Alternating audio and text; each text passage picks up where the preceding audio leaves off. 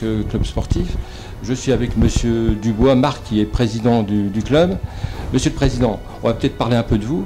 Alors, qu'est-ce qui vous a amené à faire à reprendre ce club déjà? Au départ, la décision de reprendre le club a été une décision de cœur. Un travail qui a été fait d'approche par mon frère, au terme duquel, voilà, donc c'était l'époque de 2013 où le club était en liquidation, hein, il y avait en faillite complète. Et donc, il y a un moment, il a fallu se décider, et on s'est décidé à venir dans le club. Moi, je suis natif de Sedan, mon frère est un ancien joueur du club. Voilà, ça a été vraiment une décision de cœur, mais qui a été rapidement, dès le lendemain, on va dire, la question plutôt de raison est venue, et de dire mais comment on peut équilibrer un club de football dans une région où il n'y a pas un tissu économique et un tissu, même en termes de population, il n'y a pas une grande ville autour. Et voilà, on a réfléchi à rechercher des solutions pour assurer la pérennité du club. Et ces solutions passaient par la recherche d'actionnaires. Donc on s'est mis en quête très rapidement d'une recherche d'actionnaires, sachant qu'à l'origine de la reprise et lors des négociations de reprise, on était mis en relation avec des investisseurs saoudiens qui nous étaient présentés par les collectivités, hein, donc ville de Sedan et département des Ardennes. Voilà, on est parti sur cette piste-là, ça a traîné, ça a été très long, c'est arrivé à une signature, donc au mois de décembre l'année dernière, hein, donc un investisseur saoudien est rentré dans le capital du club, avec l'objectif de capitaliser avec nous à l'issue de la saison qui vient de se terminer sportive, qui s'est terminée en juin. Et malheureusement, il n'a pas été au bout de ce qui avait été convenu. Et donc on s'est retrouvé donc en juin de cette année sans ces actionnaires, après avoir passé énormément de temps dans la recherche de ces différents partenariats. Et on a dû repartir sur de nouvelles réflexions et de nouvelles recherches en direction. Donc aujourd'hui, on est toujours sur le même schéma, de retrouver des actionnaires. On voit bien en ce moment l'appétit que peuvent avoir les investisseurs étrangers pour les clubs de football français. Donc ça interroge quand même sur le fait de savoir pourquoi il n'y a pas d'investisseurs français qui veulent venir soutenir les clubs. Il y a des raisons structurelles, de fiscalité, de charges sociales qui sont reconnues. Maintenant, voilà, les investisseurs étrangers, ils trouvent malgré tout leur compte. Donc nous, on s'inscrit dans cette démarche-là. On pense qu'il faut qu'on trouve des investisseurs. Et au lieu d'être comme on l'était sur la recherche d'un investisseur, on était parti à l'époque des Saoudiens sur un investisseur. Aujourd'hui, notre approche est de travailler sur plusieurs investisseurs. Partager le risque, partager aussi l'origine géographique des investisseurs. Idéalement, trouver des investisseurs qui ont également des intérêts dans la formation football. Hein, donc qui partagent avec nous cette recherche sur ce secteur d'activité, des gens qu'on mettra en réseau également au niveau de l'activité économique. Voilà, finalement il n'y a pas eu de changement, simplement on est reparti à partir du mois on est reparti à zéro quasiment dans la recherche à partir du mois de juin, et là on a repris des contacts et on avance, voilà, donc on avance dans cette démarche-là. Donc le projet est le même, la recherche d'actionnaires pour donner les moyens. Plus on aura des actionnaires costauds, plus le projet sera en conséquence. Et voilà, on s'inscrit dans cette approche. Alors, pour revenir un peu à cette époque donc, de la négociation que vous avez eue avec les Saoudiens, qu'est-ce qui s'est passé pour que la machine s'enraye? Alors déjà, l'interférence des mandataires, hein, des mandataires, des intermédiaires, on peut les appeler comme ça, qui ne sont pas des gens sérieux, qui ne recherchaient que des honoraires à percevoir, qui ont escroqué d'autres clubs en France, hein, donc qu'on sévit sur plusieurs clubs de France. Hein, donc j'ai eu l'occasion de discuter avec les présidents d'autres clubs qui se sont fait avoir, je crois qu'il n'y a pas d'autre mot. Donc ça a perturbé énormément les choses. Jusqu'au mois de mai-juin, moi j'étais jamais en relation directe avec l'investisseur.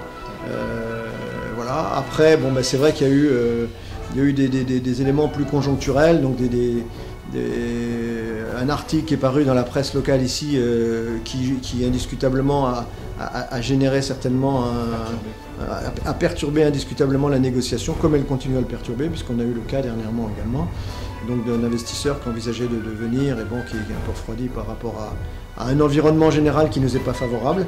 Mais bon, ça fait partie Moi j'ai l'habitude de travailler dans des régions qui ne sont pas celles de notre établissement principal, et on nous parle toujours de l'exception culturelle soit de la région, d'une région ou une autre de France ou d'ailleurs.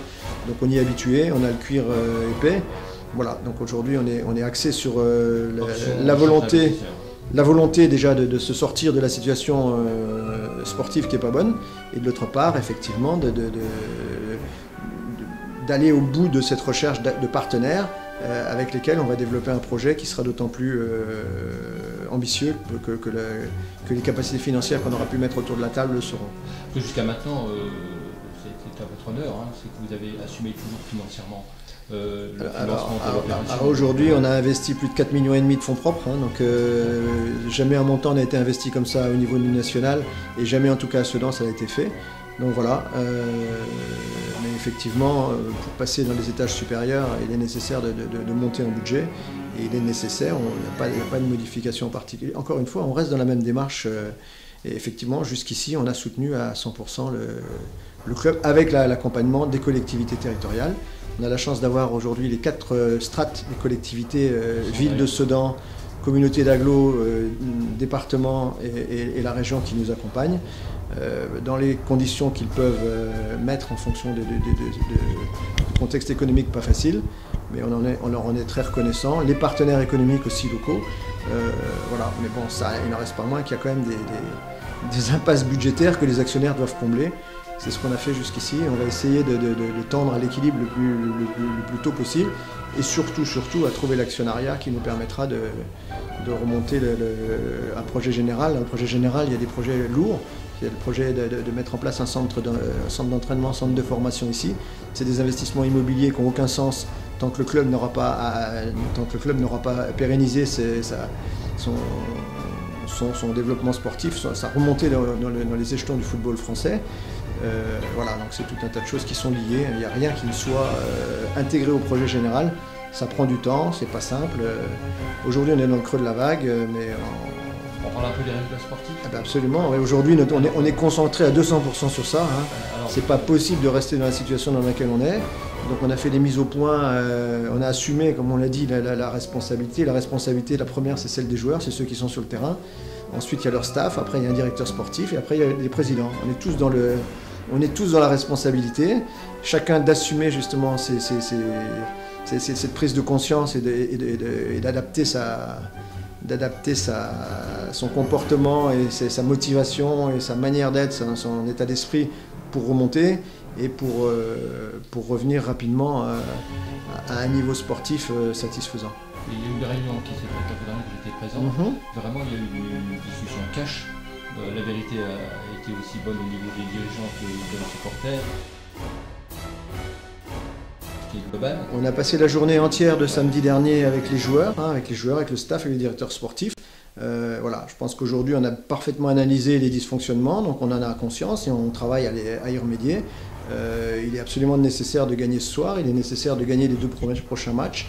Voilà, tout le monde est devant ses responsabilités et si ça fonctionne parfaitement, on sera tous ravis, et si ça ne fonctionne pas, on prendra les décisions qui découleront d'une situation qui ne peut pas durer au-delà on est au premier tiers du championnat, ça peut pas rester comme ça. Donc voilà.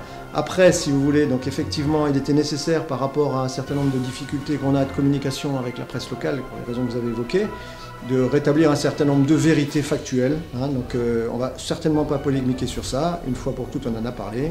C'est des éléments qu'on a évoqués, des éléments de contexte. Le sanglier des Ardennes, il a tendance à charger quand on l'attaque d'une manière injustifiée. Ben voilà, il a donné sa version, maintenant c'est fini. On passe au concret, on passe au résultat sportif, on passe au match de ce soir. Et c'est ça l'objectif.